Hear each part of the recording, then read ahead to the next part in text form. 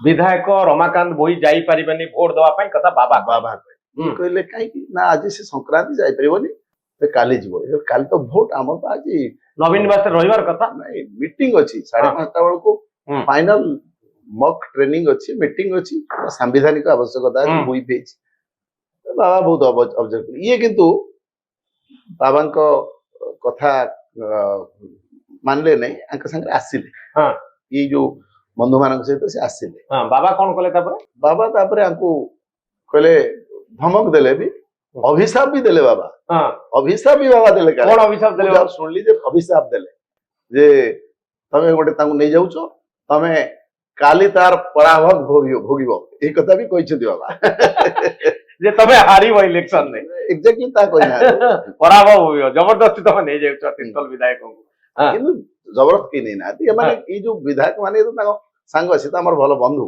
हां आनिबो की काई सांग साथी के आसिले आसिला परे से तो निजे कहितले 12टा भीतर मोर पूजा सरिबो पूजा सारी आसिले आसला परे नवीन निवास रे हमर तो सब विधायक मान का रहिवार बंदोबस्त हितला हमें राति रे रहिलु समस्त नवीन निवास रे से भी हम संगे थिले सकाळे नवीन हम संगे समस्त ग्रुप फोटो उठेलु ब्रेकफास्ट कलु आउ सेथिरे मध्ये से अति खुश आ रात्रि लुंगी मध्ये पिंदी थिले हां राति रे जे तो हम समस्त रहिबु तेनु समस्त बंदोबस्त हितला नवीन निवास रे तेनु समस्त जतले गोटे प्रकार लुंगी आउ पिंदी की राति रे हमें रहिलु तेनु तार गोटे से मुहूर्तर गोटे स्मरणीय करिया पे मध्ये आपण मान देखियो सोशल मीडिया रे वायरल होता फोटो गुडी किछि तेनु से गोटे भलो एक्सपीरियंस थिला से को राति रे रहिया पय की चाहिए हाँ खुशी रे थिले हम संगे से कहले मु मना करूची जे मोर संक्रांति अछि एबे सुनदु जने पाप करि साला परे तार लुचिया पई से पाप को विभिन्न आलो नबो हां लोकन को हम भ्रमित करिवो कॉन्स्टिट्यूएंसी लोक एग्री भेलेनी तांको भ्रमित करिवा पई गोटे किछि प्ले नबो कहउचंती सेटा आफ्टर थॉट खुशी रे लुंगी पिंदिले खुशी रे रहिले खुशी रे आ जबरदस्ती आपण करिना खाइले सेदिन संक्रांति थिला तांकर खाइबा फलमूल तांक पई जहा से कहले तांको दिया हला रात्रि से फल आ नवीन निवास रे सोइले मध्य रात्रि हाँ रात्रि नवीन निवास रे रहिले फल सात्विक आहार करिया में फल जहा कहले तांको दिया गला हां एवं ता सहित सकाळ उठी की नित्य कर्म सारिले साला परे हम समस्त सहित से ब्रेकफास्ट भी कले खुशी रे विधानसभा आसिले वोट दवा पई खुशी रे आसिले खुशी रे आसिले हां तापरे मु भाबुची कोन ना कोड से से कहउचनी मु घोड़ा व्यापार के सारा हम देखुतलु राति सारा से बाबा सहित टेलीफोन रे बारंबार से कथा होते बाबा तांको मस्तिष्क को गोलमालिया कर देबार भाबुची बोले सेमती किछ हेछि बाबा को भूमिका इतरे अछि हां निश्चित बाबा तो ध्रुव बाबू हमें तुम कहतले जे घोड़ा व्यापार रे आपण शामिल हेले कि ना घोड़ा तो थिला भितरे ना नवीन निवास भितरे घोड़ा तो थिला तो व्यापार हैला केमिति घोड़ा कोन व्यापार हबो जोटी तो मु तो तांको संगे थिली तो व्यापारटा केतबळे हला 2026 रे मनोरंजन कथा होछि व्यापार करबा पई घोड़ा को आउ हाट को जिबा पडु नै आज भला ऑनलाइन रे कोटी कोटी टंकार ट्रेडिंग ही जाउची तेनु घोड़ा व्यापार करिया पई ये सोशल मीडिया आउ ऑनलाइन जुग रे आ सेति पई कोन घोड़ा को हाट को जिबा पडुची घोड़ा आगु जेमती बलद हाट घोड़ा हाट को जीवा पड़ूला एवं हाट दरकार नहीं हमर घरे बसी सब कथा वर्क फ्रॉम होम सब हो जाउचे हां ऑनलाइन व्यापार केते टंका कारबार हेछि बोली आपण भाउचंत अभियोगटा बीजेडी रो कोन आज्ञा मु तो एग्जैक्टली देलाना बेले मु कुटी नाही जहा हमें सुनुचु आई आपण मान को भलिया सोर्स रु कि 11 कोटी के 12 कोटी के 15 कोटी के 18 कोटी पर्यंत भी जाईची 18 कोटी पर्यंत जाईची जहा हमें गणमाध्यम भाई माने बा तांकर जो मान नै छ पाख लोक मान शुणवा हां ए बाबा कोन जानि छथि सु आपण जो बाबा से तांका पई बाबा का से मीडिएटरशिप करथाय पारत तो ये खबर सब कोन आपण उडा खबर पाउछन ना सत्य खबर अछि सुनदु आमे जे पर्यंत जहा न देखिबो दुई नयने परे त न जीव गुरु होछ ए कथाटा अछि ना नै किंतु अनेक कथा आपण तो गणमाध्यम रे अछंती निश्चय तार अनुभूति अछि अनेक कथा आपण माने बहुत सोर्स सुनी की भी परवर्ती मध्य सेटा सत्य परिणत होइछि जदर गोटा घटना घटी सारिछि एवं ता पूर्व रे कथा हम कान रे पडिछि ତେଣୁ ଏବେ ତାକୁ ରିଲେଟିଭ କଲା ବେଳକୁ ସତ୍ୟ ବୋଲି ସାମ୍ନାକୁ ଆମେ ବିଶ୍ୱାସ କରିବାକୁ ପଡିବ। ବିଧାୟକ ନବ ମଲ୍ଲିକଙ୍କର କାହାଣୀ କଣ? ସେ ନବୀନ ନିବାସ ଆସୁଥିଲେ ରହୁଥିଲେ। ନାଇଁ ସେ ନବ ମଲ୍ଲିକ ବିଧାନସଭାରେ ମୋ ସହିତ ବି କଥା ହେଇଛନ୍ତି ଏବଂ ନବୀନ ନିବାସରେ ସେ ଲୁଙ୍ଗି ପିନ୍ଧିଥିଲେ କି ନାହିଁ? ନା, ନବ ମଲ୍ଲିକ ନବୀନ ବାବୁଙ୍କର ପ୍ରଥମ ପର୍ଯ୍ୟାୟ ଯେତେବେଳେ କାଉନସିଲିଂ ଥିଲା ସବୁ ବିଧାୟକ ଭେଟୁଥିଲେ, ସେଥିରେ ସେ ଆସିଥିଲେ। ନିଜର ନେତା ପ୍ରତି ଦଳ ପ୍ରତି ଆନୁଗତ୍ୟ ଜାହିର କରିଥିଲେ। ବିଧାନସଭାରେ ଅନ୍ୟ କୋଉ କୋଉ ବିଧାୟକ ମାନେ କଣ କରିବେ ସେଥିପାଇଁ ମଧ୍ୟ ଆମକୁ ସତର୍କ କରୁଥିଲେ। କିନ୍ତୁ 2 ଦିନ ପୂର୍ବରୁ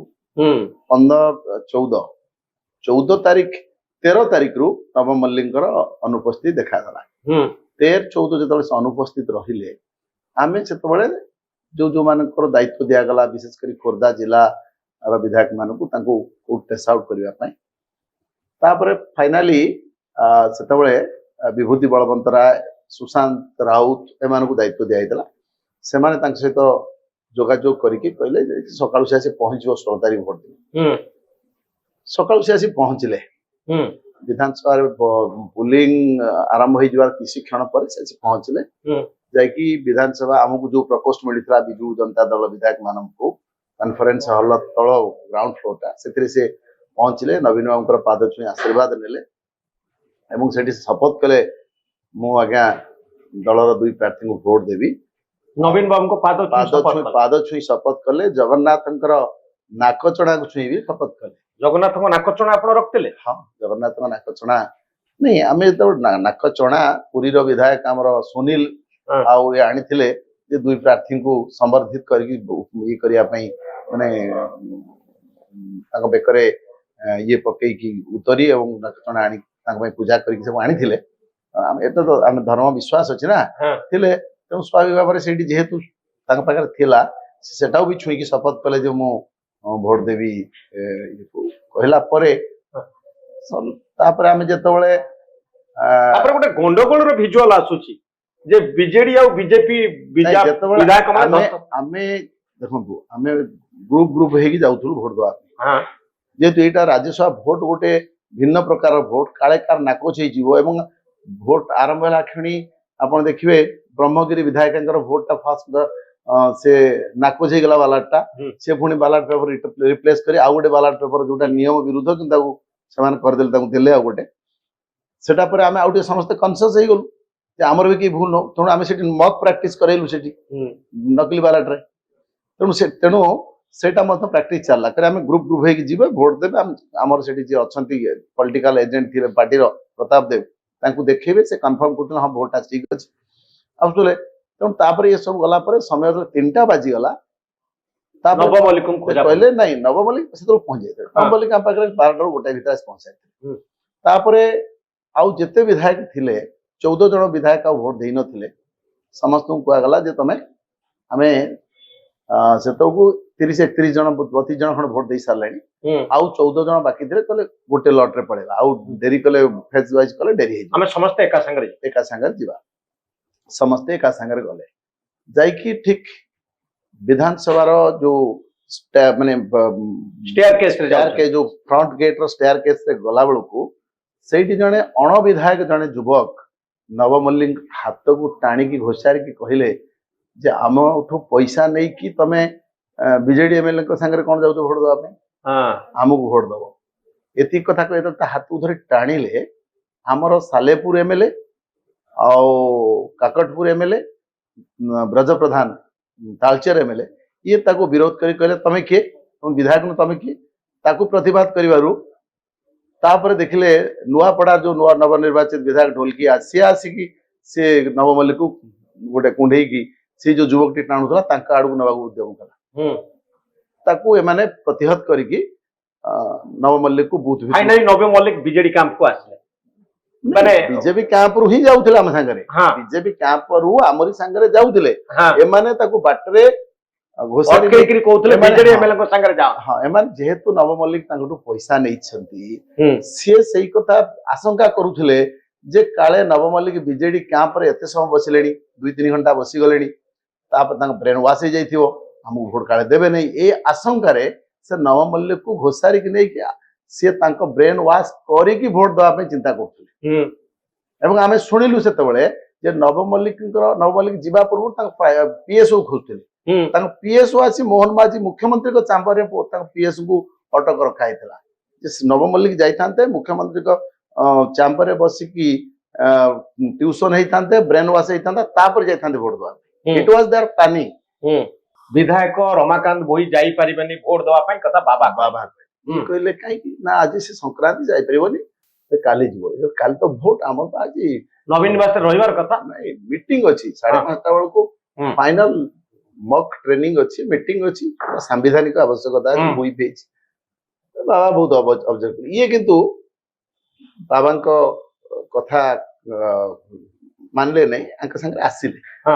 ଏଇ ଯୋଉ ବନ୍ଧୁ ମାନଙ୍କ ସହିତ ସେ ଆସିଲେ। ବାବା କଣ କଲେ ତାପରେ? ବାବା ତାପରେ ଆଙ୍କୁ କହିଲେ, ଧମକ ଦେଲେ ବି, ଅଭିଶାପ ବି ଦେଲେ ବାବା।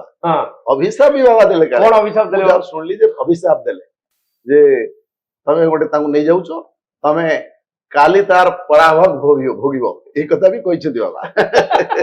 ଯେ ତମେ ହାରିବ ଇଲେକ୍ସନ ରେ। ଏକ୍ଜାକ୍ଟଲି ତା କହିନାହାନ୍ତି, ପରାଭବ ଭୋଗିବ, ଜବରଦସ୍ତି ତମେ ନେଇଯାଉଛ ତିର୍ତ୍ତୋଲ ବିଧାୟକଙ୍କୁ। କିନ୍ତୁ ଜବରଦସ୍ତ କେହି ନେଇନାହାନ୍ତି। ଏମାନେ ଏଇ ଯୋଉ ବିଧାୟକ ମାନେ ତାଙ୍କ ସାଙ୍ଗ, ସେ ତ ଆମର ଭଲ ବନ୍ଧୁ, ଆଣିବ କିଏ କାହିଁକି, ସାଙ୍ଗ ସାଥି ହେଇକି ଆସିଲେ। ଆସିଲା ପରେ ସେ ତ ନିଜେ କହିଥିଲେ 12ଟା ଭିତରେ ମୋର ପୂଜା ସରିବ। ପୂଜା ସାରିକି ଆସିଲେ। ଆସିଲା ପରେ ନବୀନ ନିବାସରେ ଆମର ତ ସବୁ ବିଧାୟକ ମାନଙ୍କ ରହିବାର ବନ୍ଦୋବସ୍ତ ହେଇଥିଲା। ଆମେ ରାତିରେ ରହିଲୁ ସମସ୍ତେ ନବୀନ ନିବାସରେ। ସେ ବି ଆମ ସାଙ୍ଗରେ ଥିଲେ। ସକାଳେ ନବୀନଙ୍କ ସାଙ୍ଗରେ ସମସ୍ତେ ଗ୍ରୁପ ଫଟୋ ଉଠେଇଲୁ, ବ୍ରେକଫାଷ୍ଟ କଲୁ, ଆଉ ସେଥିରେ ମଧ୍ୟ ସେ ଅତି ଖୁସି। ଆଉ ରାତିରେ ଲୁଙ୍ଗି ମଧ୍ୟ ପିନ୍ଧିଥିଲେ?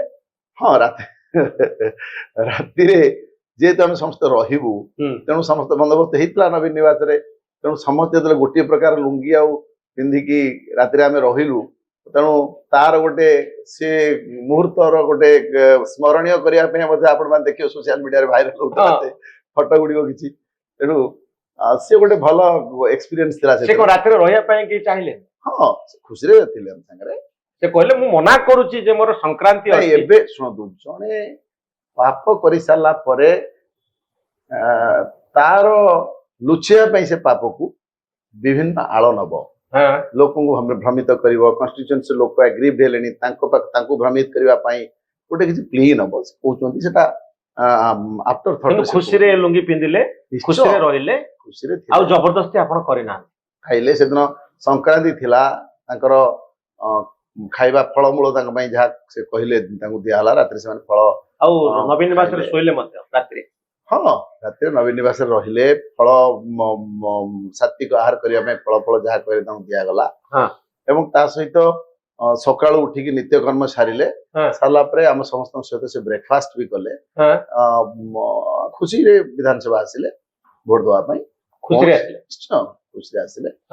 ତାପରେ ମୁଁ ଭାବୁଛି କୋଉଠି ନା କୋଉଠି ସେ କହୁଛନ୍ତି ମୁଁ ଘୋଡା ବେପାର ରାତି ସାରା ଆମେ ଦେଖୁଥିଲୁ, ରାତି ସାରା ସେ ବାବା ସହିତ ଟେଲିଫୋନରେ ବାରମ୍ବାର ସେ କଥା ହଉଥିଲେ। ବାବା ତାଙ୍କ ମସ୍ତିଷ୍କକୁ ଗୋଳମାଳିଆ କରିଦେବାର ଭାବୁଛି, ବୋଧେ ସେମିତି କିଛି ହେଇଛି। ବାବାଙ୍କ ଭୂମିକା ଏଥିରେ ଅଛି। ନିଶ୍ଚୟ। ତ ଧ୍ରୁବ ବାବୁ, ଆମେ ତାଙ୍କୁ କହୁଥିଲୁ ଯେ ଘୋଡା ବେପାରରେ ଆପଣ ସାମିଲ ହେଲେ କି ନା? ଘୋଡା ତ ଥିଲା ଭିତରେ ନା, ନବୀନ ନିବାସ ଭିତରେ ଘୋଡା ତ ଥିଲା, କିନ୍ତୁ ବେପାର ହେଲା କେମିତି? ଘୋଡା କଣ ବେପାର ହବ ଯୋଉଠି? ମୁଁ ତ ତାଙ୍କ ସାଙ୍ଗରେ ଥିଲି, ବେପାରଟା କେତେବେଳେ ହେଲା? 2026ରେ ମନୋରଞ୍ଜନ କଥା ହଉଛି। ବେପାର କରିବା ପାଇଁ ଘୋଡାକୁ ଆଉ ହାଟକୁ ଯିବାକୁ ପଡୁନାହିଁ। ଆଜି ଭଲ ଅନଲାଇନରେ କୋଟି କୋଟି ଟଙ୍କାର ଟ୍ରେଡିଂ ହେଇଯାଉଛି। ତେଣୁ ଘୋଡା ବେପାର କରିବା ପାଇଁ ଏ ସୋସିଆଲ ମିଡିଆ ଆଉ ଅନଲାଇନ ଯୁଗରେ ଆଉ ସେଥିପାଇଁ କଣ ଘୋଡାକୁ ହାଟକୁ ଯିବାକୁ ପଡୁଛି? ଘୋଡା ଆଗରୁ ଯେମିତି ବଳଦ ହାଟ, ଘୋଡା ହାଟକୁ ଯିବାକୁ ପଡୁଥିଲା, ଏବେ ହାଟ ଦରକାର ନାହିଁ। ଆମର ଘରେ ବସି ସବୁ କଥା ୱାର୍କ ଫ୍ରମ ହୋମ ସବୁ ହେଇଯାଉଛି ଆଜିକାଲି। ଅନଲାଇନ ବେପାର। କେତେ ଟଙ୍କା କାରବାର ହେଇଛି ବୋଲି ଆପଣ ଭାବୁଛନ୍ତି? ଅଭିଯୋଗଟା ବିଜେଡିର କଣ? ଆଜ୍ଞା, ମୁଁ ତ ଏକ୍ଜାକ୍ଟଲି ଦେଲାନା ବେଳେ ମୁଁ କୋଉଠି ନାହିଁ। ଯାହା ଆମେ ଶୁଣୁଛୁ ଏଇ ଆପଣମାନଙ୍କ ଭଳିଆ ସୋର୍ସରୁ, କିଏ 11 କୋଟି, କିଏ 12 କୋଟି, କିଏ 15 କୋଟି, କିଏ 18 କୋଟି ପର୍ଯ୍ୟନ୍ତ ବି ଯାଇଛି। 18 କୋଟି ପର୍ଯ୍ୟନ୍ତ ଯାଇଛି, ଯାହା ଆମେ ଗଣମାଧ୍ୟମର ଭାଇମାନେ ବା ତାଙ୍କର ଯୋଉମାନେ ନେଇଛନ୍ତି ତାଙ୍କ ପାଖ ଲୋକମାନଙ୍କଠୁ ଶୁଣିବା କଥା। ଏ ବାବା କଣ ଜାଣିଛନ୍ତି ସବୁ? ଆପଣ ଯୋଉ ବାବା, ତାଙ୍କ ପାଇଁ ବାବା ସେ ମିଡିଏଟରସିପ କରିଥାଇ ପାରନ୍ତି। ତ ଇଏ ଖବର ସବୁ କଣ ଆପଣ ଉଡା ଖବର ପାଉଛନ୍ତି ନା ସତ ଖବର ଅଛି? ଶୁଣନ୍ତୁ ଆମେ ଯେପର୍ଯ୍ୟନ୍ତ ଯାହା ନ ଦେଖିବ ଦୁଇ ନୟନେ ପରେ ତ ନ ଯିବ ଗୁରୁ ଅଛନ୍ତି ଏ କଥାଟା ଅଛି ନା ନାହିଁ। କିନ୍ତୁ ଅନେକ କଥା ଆପଣ ତ ଗଣମାଧ୍ୟମରେ ଅଛନ୍ତି ନିଶ୍ଚୟ ତାର ଅନୁଭୂତି ଅଛି। ଅନେକ କଥା ଆପଣ ମାନେ ବହୁତ ସୋର୍ସ ଶୁଣିକି ବି ପରବର୍ତ୍ତୀ ମଧ୍ୟରେ ସେଟା ସତ୍ୟରେ ପରିଣତ ହେଇଛି। ଯେତେବେଳେ ଗୋଟେ ଘଟଣା ଘଟି ସାରିଛି ଏବଂ ତା ପୂର୍ବରୁ ଏ କଥା ଆମ କାନରେ ପଡିଛି, ତେଣୁ ଏବେ ତାକୁ ରିଲେଟେଡ୍ କଲା ବେଳକୁ ସତ୍ୟ ବୋଲି ସାମ୍ନାକୁ ଆମେ ବିଶ୍ୱାସ କରିବାକୁ ପଡିବ। ବିଧାୟକ ନବ ମଲ୍ଲିକଙ୍କର କାହାଣୀ କଣ? ସେ ନବୀନ ନିବାସ ଆସୁଥିଲେ ରହୁଥିଲେ? ନାଇଁ ସେ ନବ ମଲ୍ଲିକ ବିଧାନସଭାରେ ମୋ ସହିତ ବି କଥା ହେଇଛନ୍ତି ଏବଂ ନବୀନ ନିବାସରେ ସେ ଲୁଙ୍ଗି ପିନ୍ଧିଥିଲେ କି ନାହିଁ? ନା, ନବ ମଲ୍ଲିକ ନବୀନ ବାବୁଙ୍କର ପ୍ରଥମ ପର୍ଯ୍ୟାୟ ଯେତେବେଳେ କାଉନସିଲିଂ ଥିଲା ସବୁ ବିଧାୟକ ଭେଟୁଥିଲେ, ସେଥିରେ ସେ ଆସିଥିଲେ।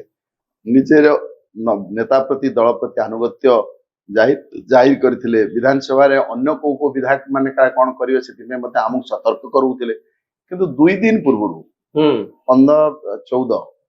14 ତାରିଖ 13 ତାରିଖରୁ ନବ ମଲ୍ଲିକଙ୍କର ଅନୁପସ୍ଥିତି ଦେଖାଗଲା।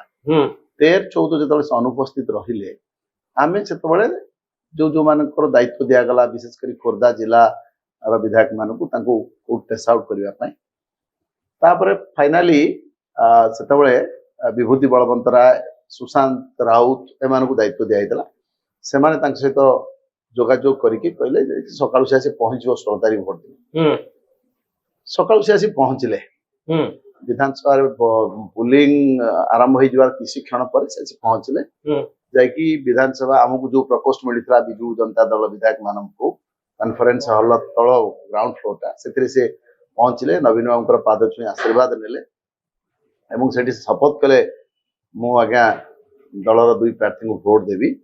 ନବୀନ ବାବୁଙ୍କ ପାଦ ଛୁଇଁ ଶପଥ କଲେ। ଜଗନ୍ନାଥଙ୍କର ନାକଚଣାକୁ ଛୁଇଁ ବି ଶପଥ କଲେ। ଜଗନ୍ନାଥଙ୍କ ନାକଚଣା ଆପଣ ରଖିଥିଲେ? ହଁ, ଜଗନ୍ନାଥଙ୍କ ନାକଚଣା ନାଇଁ, ଆମେ ଯେତେବେଳେ ନାକଚଣା ପୁରୀର ବିଧାୟକ ଆମର ସୁନୀଲ ଆଉ ଏ ଆଣିଥିଲେ ଯେ 2 ପ୍ରାର୍ଥୀଙ୍କୁ ସମ୍ବର୍ଦ୍ଧିତ କରିକି ଇଏ କରିବା ପାଇଁ, ମାନେ ତାଙ୍କ ବେକରେ ଇଏ ପକେଇକି ଉତ୍ତରୀ ଏବଂ ନାକଚଣା ଆଣି ତାଙ୍କ ପାଇଁ ପୂଜା କରିକି ସବୁ ଆଣିଥିଲେ। ଏତେ ତ ଆମେ ଧର୍ମ ବିଶ୍ୱାସ ଅଛି ନା ଥିଲେ, ତେଣୁ ସ୍ୱାଭାବିକ ଭାବରେ ସେଇଠି ଯେହେତୁ ତାଙ୍କ ପାଖରେ ଥିଲା, ସେଟାକୁ ବି ଛୁଇଁକି ଶପଥ କଲେ ଯେ ମୁଁ ଭୋଟ ଦେବି କହିଲା ପରେ। ତାପରେ ଆମେ ଯେତେବେଳେ ଗୋଟେ ଗଣ୍ଡଗୋଳର ଭିଜୁଆଲ ଆସୁଛି ଯେ ବିଜେଡି ଆଉ ବିଜେପି